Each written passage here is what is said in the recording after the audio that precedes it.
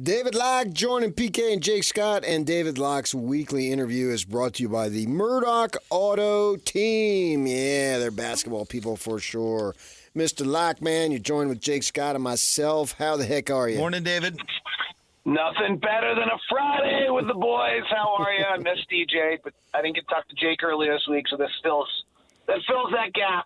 That's nice. How are you guys? We are doing well for sure, and we're moving along in summer. David Locke joining us right here on 97.5, the KSL Sports Zone. Watching the Summer League as it's come to an end, basically. I got to say, Vegas, I'm more enthused watching the Rooks, particularly Filipowski in Vegas, than I was in Salt Lake. And I know Kessler isn't playing or did not play in Vegas. What is your difference as far as an explanation? Because to me, he's looked radically better and different from one venue to the next. We had Coach Tim Lacombe doing the third game of the Salt Lake Summer League, and I thought he made an interesting comment about Filipowski. He basically said he's got all the skills, he's just going to have to figure out how to use them differently. And I think he's beginning to learn how to use them differently. He had a pretty rough start to the Summer League and seems to have adapted nicely as it has gone on to become more efficient. If he can make that three, which we'll see, he's only a 34% three-point shooter at Duke, so we'll see. I don't think he's really like a knockdown, dead-eye shooter, but maybe it can happen with more practice and more time and more comfort. Then that's just a really valuable piece. You just don't find a lot of stretch fives out there. It was interesting to me that Taylor Hendricks usually guarding the 5 and him guarding the 4. I thought he slid his feet better defensively than a lot of people realize or give him credit for. I think he's probably actually a better switching defender than he is a drop big. But he's just going to have to adapt and learn his game and learn the NBA game and what works and what doesn't. Spinning in traffic does not work in the NBA. So, you began to see more straight line drives. He's got a nice quick left hand, low dribble, hard drive to the basket. He doesn't always have to spin back. And so he'll have to learn that. He did start to spin to pass a little bit rather than spin to shoot. So he'll adapt and adjust, and still a very, very young player. I think, it feels like anybody who's at Duke feels like they're there for a long time just because Duke's so loud. But, Kyle Filipowski's still got a lot of years of development in young players. So we got to give him some space and time. I think G League will be helpful to him because that league's pretty fast when he plays there. And then over time, we'll watch him try to see how he can play minutes in the NBA game. Also, I just think, the other one, let's be super close. NBA player after Zach Edey. Like a big-time rotation NBA player on any of those rosters, any bigs? Like, Summer League's pretty big, empty. You're not seeing a lot of 6'9" to 7-footers, 6'10" to 7-footers that are going to be playing minutes in the NBA playing Summer League. I was talking to Ben about this yesterday, talking about Taylor Hendricks, David, and I said that the fact that he can shoot and guard is really important for him because it will give him time, because he can be playable while he works on the other things, and the other things have a long way to go. So my question to you is, have you seen anything new from him? It was good to see him make some shots the other day, but has he installed anything new, or are you seeing anything new from him? His body looks really different. Like, up close person. His lower body looks significantly stronger. I thought in limited time, really, if you think about it, it's not very much time, right? April 15th to July 8th, right? So not a lot of time. I thought both Bryce Sensabaugh and Taylor Hendricks looked really different, which is a huge tribute to our strength and conditioning staff and all those guys that are working those programs, because I thought those two guys looked considerably different. Lower body, I thought Taylor looked a lot stronger, and maybe that was noticed also, like, in the game against Toronto when they weren't playing any bigs, he was just so dominant physically with his length and strength, and that was evident there. David Locke joining us right here on the KSL Sports Zone. as the summer league fades into the memory, and then these guys will reconvene, and we'll see them once the season starts and go from there. I think now the attention turns toward building the roster, constructing the roster, getting it set. And at the top of the roster is the best player marketing. I think Sharani came out with a report of 3 picks now, swap picks, and this Podzinski kid. And I saw that the Warriors thought some of the Warriors executive staff said they thought he could be an all-star. And I don't know if they're driving up the price or trying to lower the price or whatever. What do you make of that potential deal?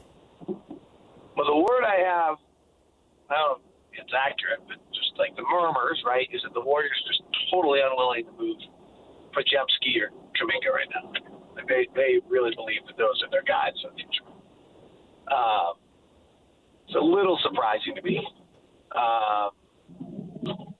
So, I mean, I think it comes down to, if I understand this correctly, and I'm not certain I do, and no one's told me anything, so I'm just trying to piece together, so I just want to make sure this is clear. Like, I may be the radio announcer for the team, but I'm not particularly in the know here. I'm not coming with any inside information. I don't have any secret, like, back channel path here, but just if we're logical about the way things are working, August 6th is the first day that Lowry's available for an extension. Yeah. It feels as though the Jazz are offering Lowry an extension on August 6th, and he's still on the roster. Do we all agree with that? Yes. Between now and then, you're talking about? No. Well, I mean, I think that I'm sure I don't know what the rules are. I think they're allowed to negotiate it prior to August 6th. They just can't offer it until August 6th. They're going to offer. So that actual day he's on the roster, is that what you're saying? Yeah. Yeah. Like, so August 6th, do we all agree that, like, the tea leaves seem to say that on August 6th, if Lauri Markkanen is on the roster, the Jazz are handing him an extension offer. Do we all agree? Yes. And if they don't, it would probably be a little weird. Like, that would be the other one I would say. Like, if they suddenly don't give an offer sheet on the 6th, like, if I'm Lauri Markkanen, I'd be like, whoa, dude, what's up? All right, so if the Jazz are offering Lowry on August 6th, and then Lowry takes 2 days to sign it, he cannot be traded for an entire year. Right. Because the trade deadline pushes him past he can't be traded till July. Not an entire year, but basically the first trade cycle, the trade deadline, if he waits till the 8th to sign it, he's not movable on that trade deadline. Okay. So those two things, I think, one is hypothetical, we believe to be fact, the other is actually the way the rules work. To me, that means that on August 4th, the Warriors have to make a decision. Are we going into the season with this roster as it is, Steph Curry's window having a year or two left? Or are we meeting Danny Ainge's price for the best available player in the NBA who would radically change who the Warriors are? And I think there's just kind of a deadline sitting there that by which the Warriors are going to have to make a decision.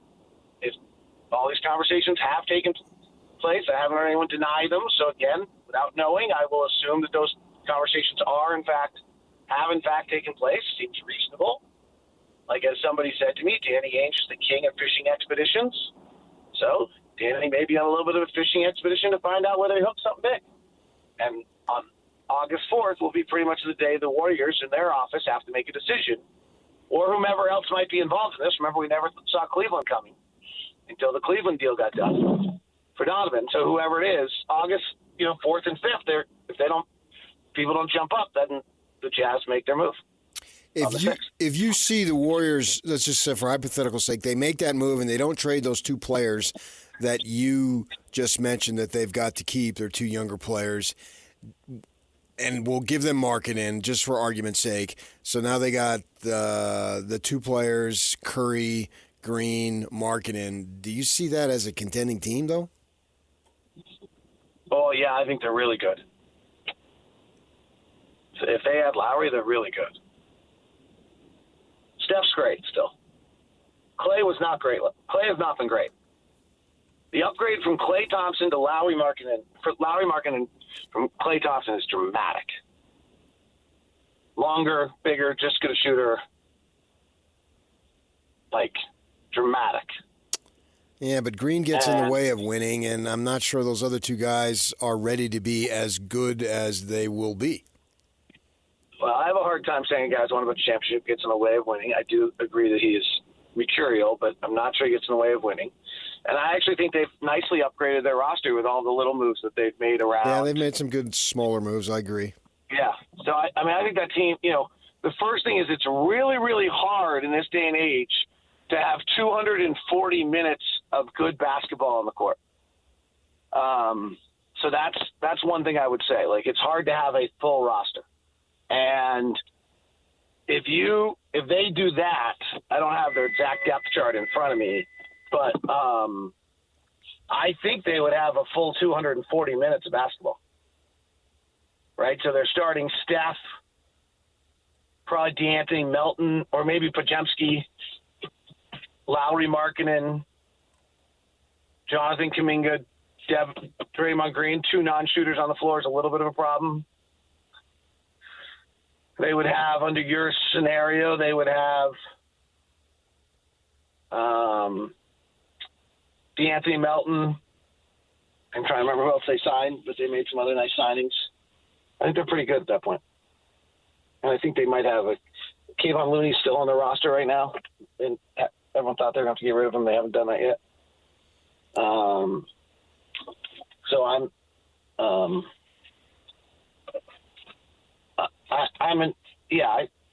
mean, the other answer is if they don't make the move, what are they? No, they're a team with a superstar that's playing out the string like a lot of teams do with superstars until they retire.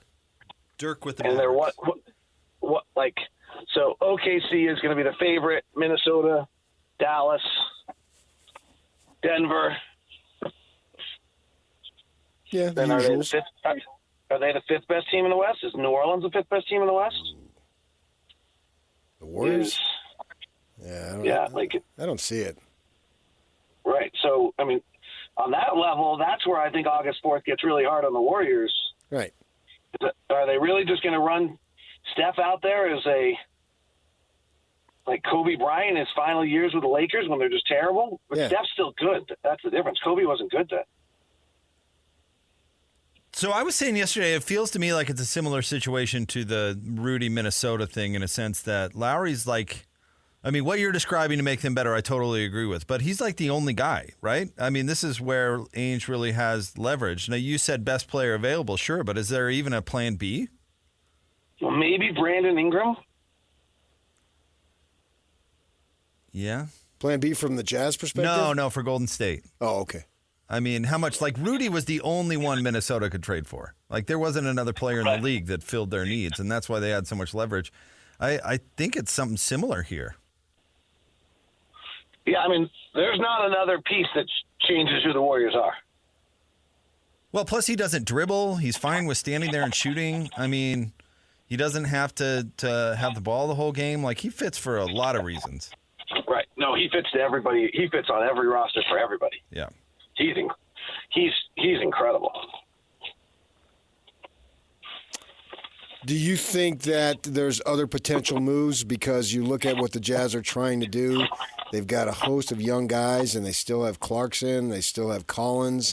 So I'm wondering how those pieces fit in as they look to the future when they're ready to win, whether that's 1, 2, or 3 years. I don't know if I'm answering your question, but two things. If the Jazz do the Lowry extension, they'll have somewhere between $12 and $18 million of cap space, depending how much they use on Lowry. I don't see players that fit into that, but over time you can tell. I mean, who knows?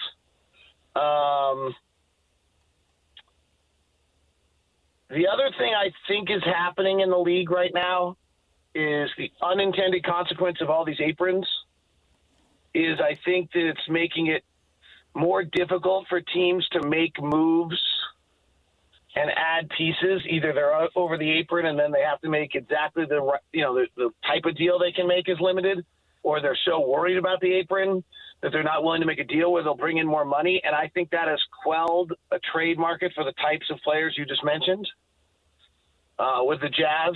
And it might be you need some of these teams to get out on the floor, see who they really are, see their problems, and see that before they're willing to make those moves.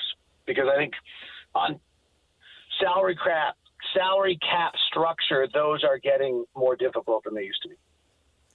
What do you think about the idea to somehow allow re-signing players you've drafted to not affect the apron? I've heard that floated out there.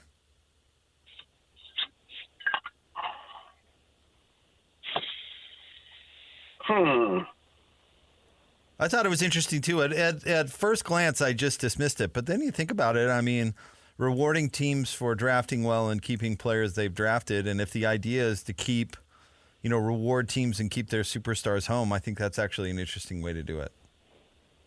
So should Oklahoma City be punished for being smart to trade for Shai Gilgeous-Alexander?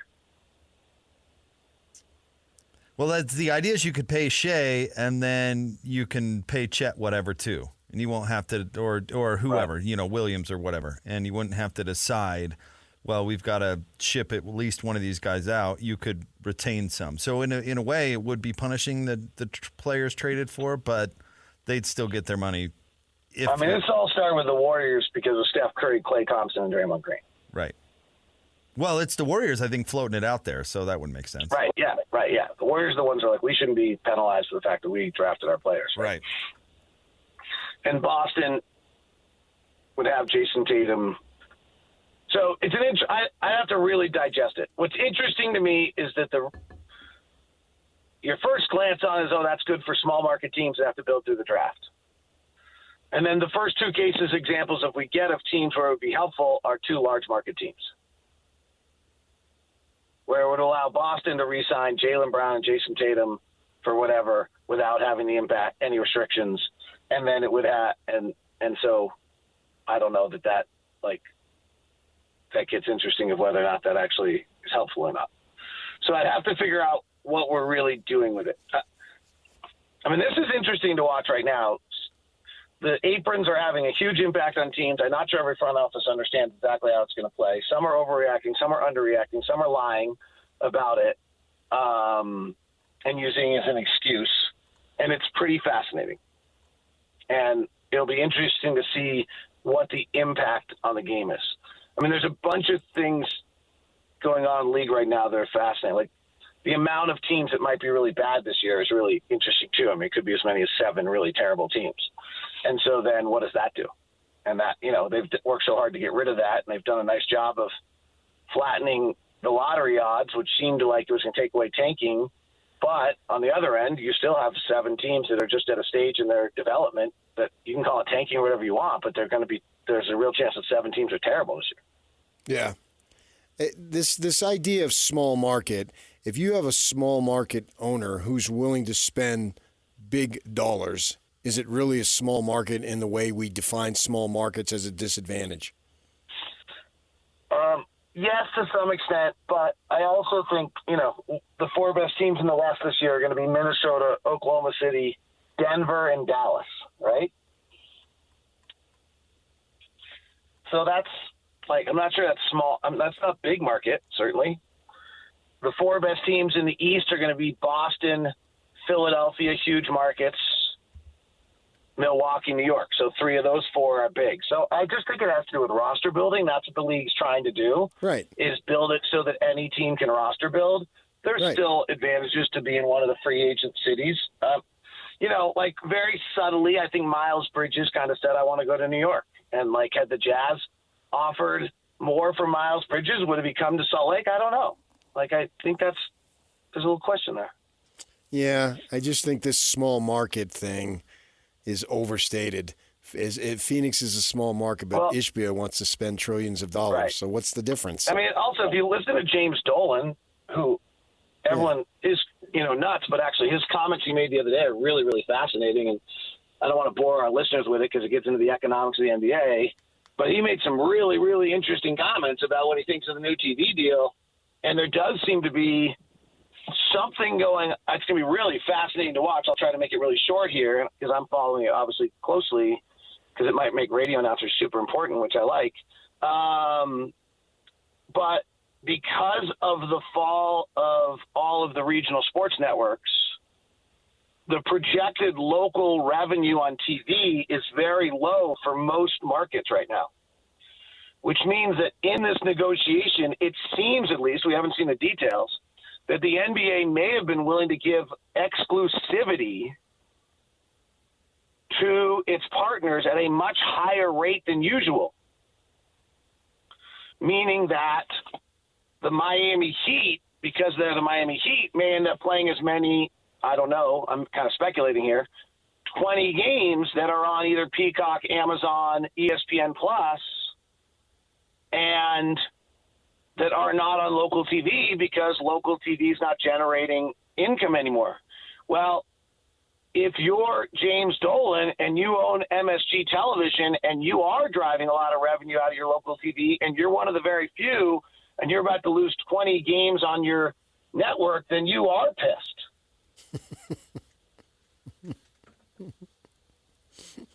Yeah. All right. I buy it, but then just charge $20,000 for courtside seats. Right. and away you go. Speaking of away we go, we got to go. We appreciate your time. Thanks, David. Talk to you soon, my friend. See you. All Bye. right. That's David Locke. All right. Coming up next, you heard the voice of Jake Scott. I got a bone to pick with him, and stay with us. We'll get to it next. Really? Right here on 97.5, the KSL Sports Zone. This is Jake Scott and Ben Anderson. There's problem solvers. I'm not one of them. I'm a problem creator. Well, yeah. Yeah, right. I call it challenging groupthink, but really I'm an instigator. See, I'm more of a problem pointer-outer. Doing it wrong. Exactly. Which I'd probably rather be than a problem creator. Sure, it's better. But easier than problem solving. But neither help. No, nothing. Neither fix anything. No. I mean, my living is to pop on the microphone and say, hey, that team really stunk out there. Well, how did they make it better? I don't know. Not my problem. Don't you get paid to figure that out? Boy, that team stinks. Why do they stink? Well, I could give you a number of different reasons. How do you fix it? Yeah, it doesn't matter. It's your problem. Not up to me. I missed the part where that's my problem. Well, I love this job. Hear Jake Scott and Ben Anderson every day from 10 to noon on 97.5 The KSL Sports Zone. Nominate the youth sports volunteer that you know for the Hercules Hero of the Week. Submit your nomination to kslsports.com/contest, and then listen every Thursday afternoon to JJ and Alex for the winner. Help us celebrate the efforts of those volunteers making an impact with the Hercules Hero of the Week, sponsored by Hercules Credit Union and Beehive Meals. You're a big disgrace. Wow, that was a sneaky insult there. We will rock you. Is this still a big stadium anthem? Seems like I don't hear it as much as I used to. You're probably right on that. I know they've tried to evolve stadium music and all that stuff, but you just stick with the classics. We Will Rock You is pretty good. Okay. You know? It is. Mix in the Hey song. They did, what was that? Was it the Live Aid or something? They did like a 20-minute performance. Oh, Queen? Yeah. Yeah. Or was it Farm Aid? Was it Farm Aid? Yeah. It was one of those. Well, Kyle Whittingham thinks it's the greatest 20 minutes ever in music. Like a short little concert. I like Queen, but I don't know if I'm buying into that. And I went back at him and I said, no, the Beatles on the Rooftop. No. Well, that was longer. So what? It was still sort of an impromptu short concert thing. And that, my friend, was the greatest little mini concert. Yeah. Well, you're dumb on the Beatles. I just don't think they're as good as everybody says. It doesn't matter. I think it's the easy opinion to say that No, it's the not. Beatles The are records show. Oh, I think that LeBron is overrated as a scorer. Okay. No, he's not. He's the all-time leading scorer. I don't know. Dude, record sales isn't a good No, it's not. measuring stick. Not at all. Reminds me of that movie scene where the guy's arguing with the kid. Well, the kid says, all you got is the rings on Jordan. And the guy says, that's all you need. Yeah, there's some things that are indisputable, my friend. Yeah. Now, Saying that you like the most popular of the pop is, whatever. The music is so subjective. How could that be some sort of measuring stick? A championship are actually games won. yeah, but you can argue that big deal. Like the team had an injury that they played against. Like Boston, the idea was thought that Boston's run through the East was as weak as it could possibly be. It was pretty weak. Okay. So then, is it that really that big of a deal that they just did? Like DJ's big thing is if you root for a team and that team wins, you're not allowed to brag because Dan Sheldon was a Florida fan and bragged and got in his face for a number of years, and that bugged him. And so if your team wins, you can't brag if they're supposed to win. Well, selling records isn't winning for anybody but the accountant, I suppose, who's counting up money. The band members and their wives and ex-wives and so forth and so on. Yeah, but can you, there's a lyric in the Taylor Swift song "We're Never Getting Back Together" where she complains that her boyfriend likes the indie, keeps telling her that these indie records are much better than hers, which is kind of hilarious. Considering Taylor Swift has sold millions and millions of records and songs and all those sorts of things. Could you But at least wait till 10 a.m. before you quote a Taylor Swift You just lyric? told me that selling music is the benchmark, and nobody's better than her at it right now. But her boyfriend likes some garage band better, because that's a lot of snooty music fans actually think that pop is selling out and is a negative. That you sell lots of records. Oh, because they think that they're just that they're high and mighty. They think they're different. They're progressive. They don't go see movies. They go see films. Yeah, but you're get out of town. You're looking down on people because they don't like the Beatles. What's the difference? No, I'm not. No, you're fine not to like them. That has nothing to do with it. You have to acknowledge greatness. Kobe Bryant had 1 million people who hated him. He probably had 1 trillion people who hated him. Fine, hate him all you want. But don't tell me that he was overrated. That's what I'm saying. You don't have to like him. That's your choice. Those are all personal choices. But you cannot deny greatness. Should the Boston Celtics be recognized as great because they had an easy run through the Eastern bracket? Should they be recognized as lesser than great? I am asking you. I don't know. I think Kobe was kind of overrated.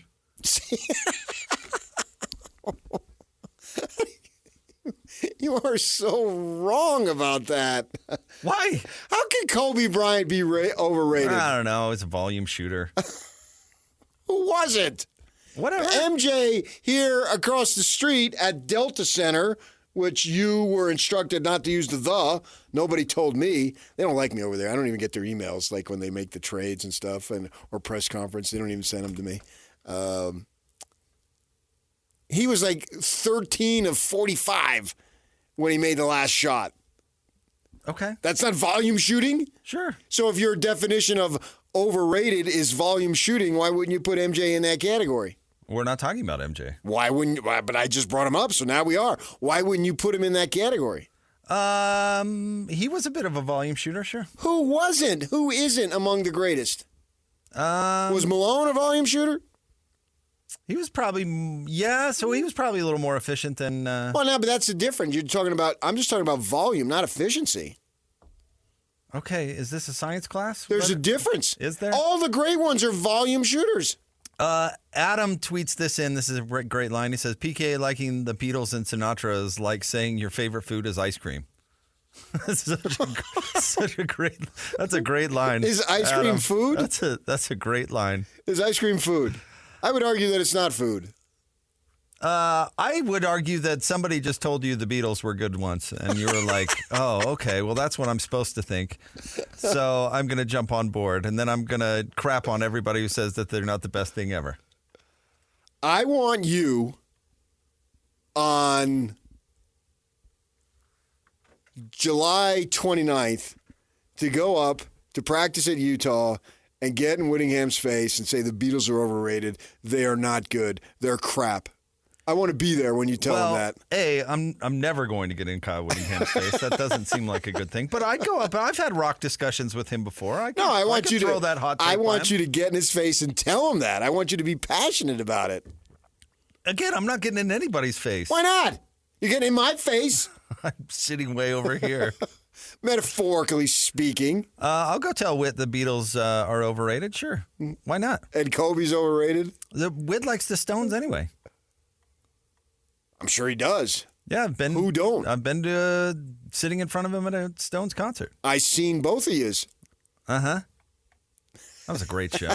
That was a great concert. That was a long time ago. That now. was a week after his first season as head coach. Yeah.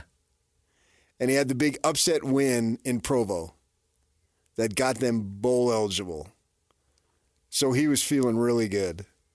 Well, everybody was feeling good. That was a great show. I know, but last week I did a thing with him a week ago today on just a panel discussion deal, and people the Ultimate Sports Bash, and people could ask questions. And so I in between asking questions, we would talk. And the reason why I say he was feeling good, not just because he's at the concert, I understand that, but he was talking about that as a head coach, you need at least 5 wins to, mood-wise, to overcome 1 loss. Oh, that's an interesting thought. Yeah. 5 wins to overcome 1 loss? Yeah. Because you get, the point being... Or else you get what? Or else you take scrutiny? No, your internal emotions. Oh, okay. So unless you go 10-2 every year, you're devastated?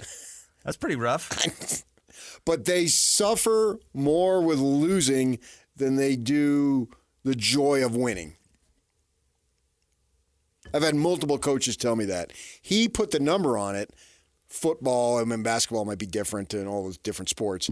But yeah, he said it takes about 5 wins for you to get over a loss. And if he were coaching at New Mexico State, he'd feel differently. Yeah, or else you'd die like a year and a half into your season. It'd just drive you nuts.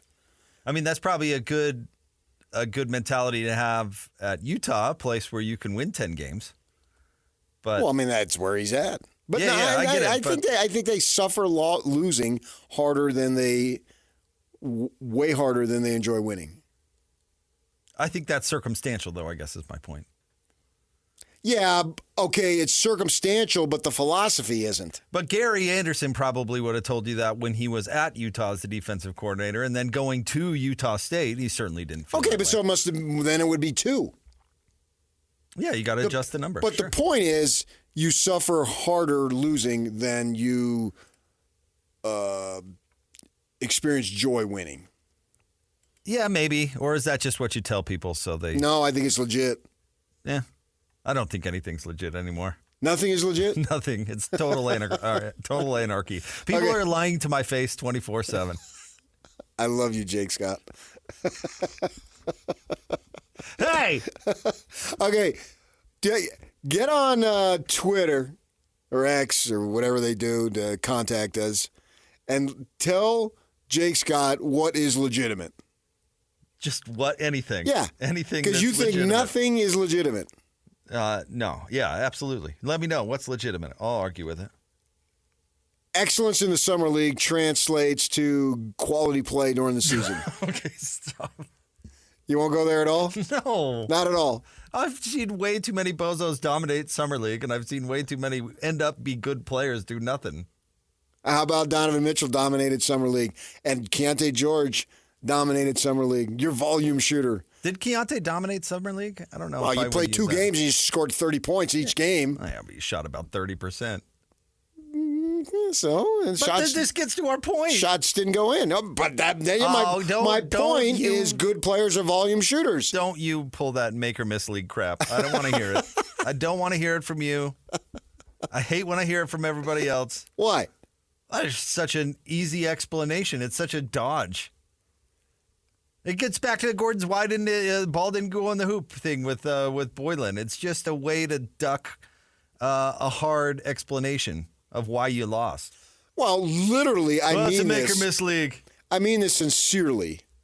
With DJ out today, it is nice of you to show up. Nice. I mean that sincerely. Well, you're welcome. Yeah. It is a make or miss league. Next But there's time- things that go into make or miss. Exactly. That's why it's But a stupid nevertheless, dodge. it's still at the end of the game, not the end of the day, did the ball go in the hoop? If it didn't, you're going to suck. That's a legit take. It's just it has layers to the take. It's not a legit take. It is too. Because all you're doing is describing the basic function of the game of basketball. That's it. Well, and yeah. by the way, next time. Okay, go ahead. Next time somebody goes 9 for 10 or whatever, has 30 points and has this incredible shooting night, and they say after the game, well, it's a make or miss league, that will be the first. It's always just used after bad games. It's a way to not explain why your team played badly. I would disagree that it's only exclusively after bad games. I think they know shots. They come and go.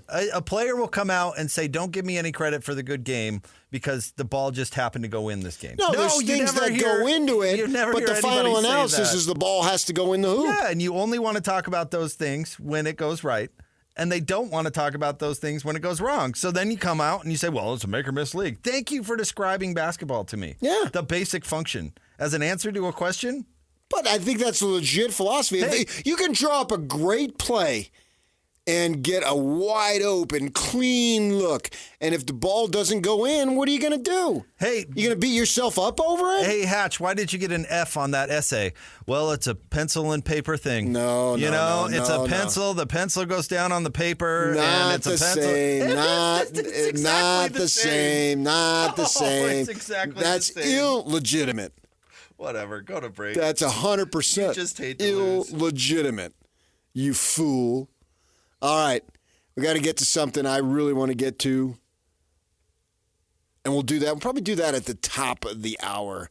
Kalani Sitake and where you see him this season. We talked a little bit earlier. We'll talk about it with Jake Scott. Well, Stay it's with a us. running and passing league, Pat. And see, I'm going to bring that up about football, and I will not use a running and passing. I'll use two other words. It's a win-or-loss sport. Don't come here No, no. once every 2 years and ask those questions. I don't want to hear it. Not from you. Stay with us. 97.5, the KSL Sports Zone. This is Hanson Scotty. Let's do it. Kalani Sitake, What is the most you've paid for a concert ticket, and what concert was it? For me, MC Hammer. oh, nice. I had the parachute pants, you know, all that stuff ready to go. I mean, don't get me started, guys. No, you we can still won't. listen to the stuff right now. It's good, clean, wholesome music. You know, the whole family can have parachute pants and go out That's true. and then do their dances and stuff like that. You know, can't touch this. I mean, he even had some slow songs, you know, songs about praying. Pray. You know, come on, man. Like, he's got it all.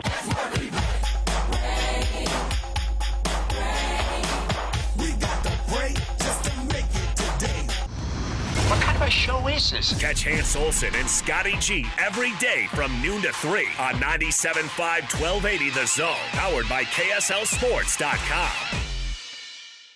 Win Tickets Wednesday. Now, next week, we'll be off Wednesday. That's the 24th. So don't miss your chance to win big on the Zone next Tuesday with a special edition of Win Tickets Wednesday. You can win tickets to see 30 Seconds to Mars at Utah First Credit Union Amphitheater on July 30th. Listen to the Zone all day next Tuesday for your chance to win. Fat bottom girls make the rockin' world go round, Jake Scott. Did you know that?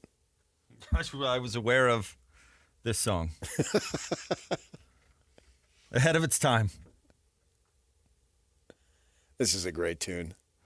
Is Queen one of those bands where the good is really good and then the bad is really bad and there's not a whole lot in between?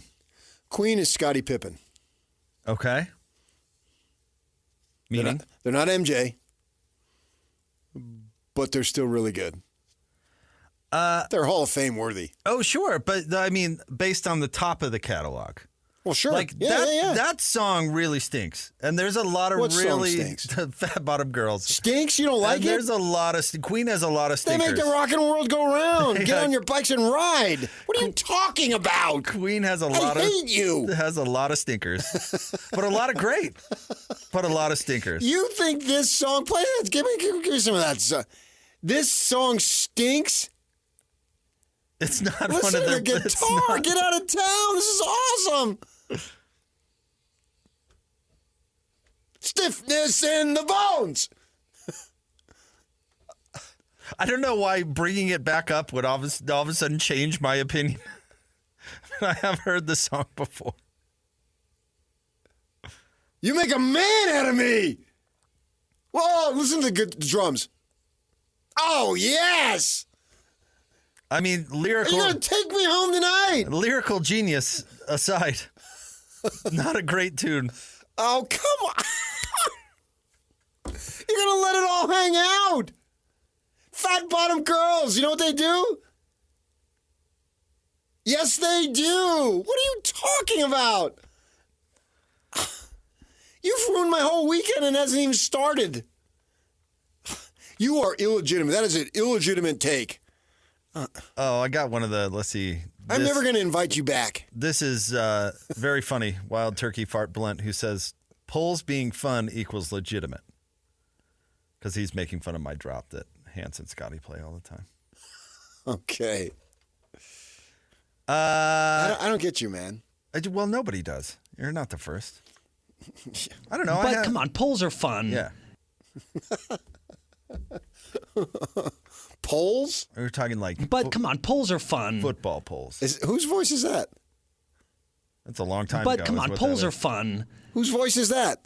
What do you mean? Is that you? Yeah. It's Jake Scott. Let me hear that again. But come on, polls are fun. That barely sounds like you. Can I start denying that it is me? Is that a thing I can do? Because I would love to do that. What do you mean But polls come are on, fun? polls are fun. What Talk kind of about polls? like football polls, preseason polls, like because it gives you something to talk Sports are fun. about. Okay. Yeah. Ball didn't go in the hoop. Thanks for the obvious. What are you talking about? And that's what I wanted to bring up. The essence. What does Woodingham say the essence of football is? I don't know. Blocking and tackling. Okay. So when you boil it down. It's a block and tackle game. Yeah. Right, exactly. So when you boil it down, that's what it's about. So catching doesn't matter. Running Catching. doesn't matter. Well, but yes, but it doesn't supersede blocking and tackling. I would argue that running is more important than blocking and tackling. If you're not running, you're I probably want you to not show blocking up July 29th and get in Whittingham's face and tell him that running is more important than blocking and Well, tackling. I'd like to see the best blocking and tackling team in college football walk the whole game and still win. If you blocked appropriately enough, then yes. Would you? Yeah. Yeah. Oh, yeah. You could skip. What if you walked Skip on, to my loo. Skip to my end zone. What if you walked on defense? Fat bottom girls make the rockin' world go round. Couldn't get to him, Coach. We were walking.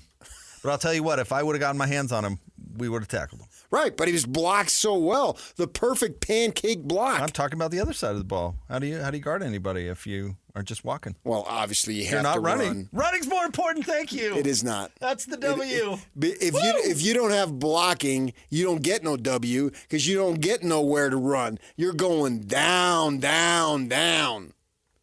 The Cougars football team, will they go down this year? Will they go up? Where will they be? We'll get to that next. Stay with us, 97.5, the KSL Sports Zone.